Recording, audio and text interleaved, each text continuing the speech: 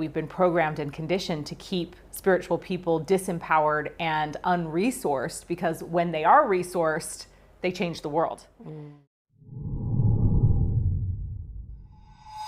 I wanted to have you come in because I think this is a big conversation, and many use the conversation of wealth as like a taboo, right? Like, especially in the spiritual working side. Why is that? Why do they do this?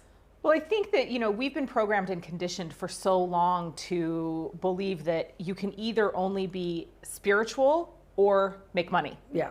And right. There is a big taboo in the spiritual community around materialism. Yeah. And I believe that that's by design. I think that we've been programmed and conditioned to keep spiritual people disempowered and unresourced, because when they are resourced, they change the world.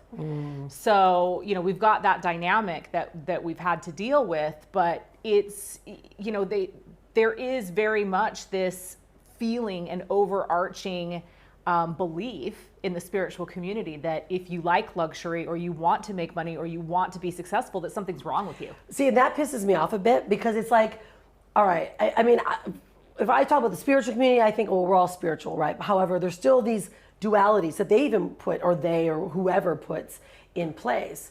So why is there still that duality that I can't be spiritual but also be wealthy? Like, where do you think it actually came from, though?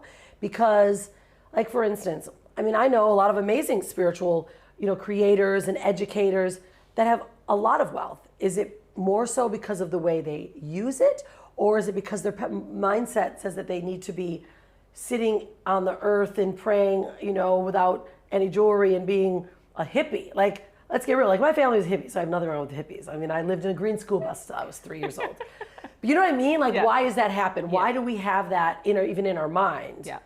Well, I think that, we have to actually really look back in history to talk about why this is the way it is right now. Yeah. So our healers, our spiritual leaders of our tribes and our communities actually originally were some of the most well-resourced, some of the most well-taken care of people in the tribe. So the people that were responsible for the spiritual resonance of the tribe, the medicine women, the medicine men, the healers, the energy workers, they were always the best taken care of people in the tribe, because they needed to be operating at their best in order to care for the collective. So that, if we go back to our tribal times, that's how things were. With the rise of Christianity and the Catholic Church coming into power and the canonization of the Bible, we saw things like the Inquisition happen, where we then began to strip spiritual people, healers, wise women, men, of their Witches. Witches, of their power.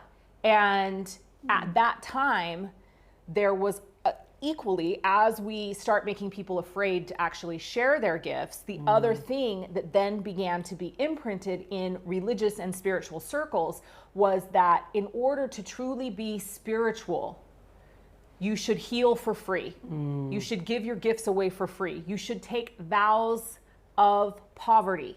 Wow. If you were in a church or part of a religious organization.